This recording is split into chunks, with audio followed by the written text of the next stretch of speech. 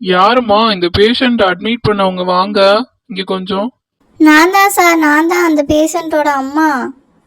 என்னங்க சார், சொல்லுங்க, என்னாச்சு அவளுக்கு? நல்ல ஃபீவர் இருந்துச்சுமா. புள்ள நல்லா தண்ணியில விளையாடிக்கிட்டே இருந்திருக்கும் போல.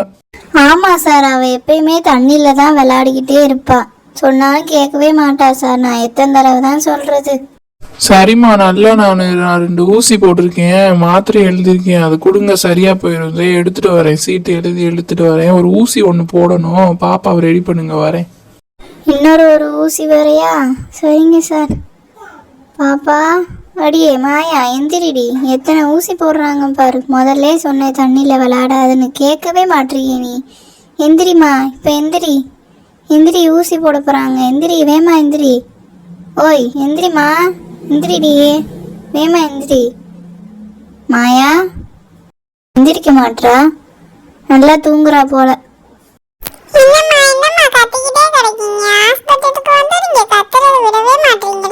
சேட்டை பிடிச்ச மாயா, உனக்கு ஊசி போட வராங்க பாரு, நில்லு திரும்பி.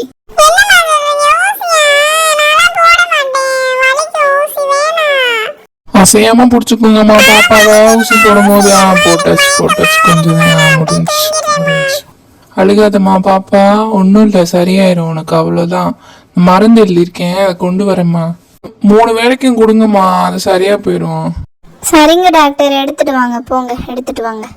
வந்துட்டேம்மா, இந்தாங்க, இந்த இதில் இருக்க மாத்திரைய 3 வேளைக்கு கொடுங்க, சரியா போயிடும் பாப்பாவுக்கு.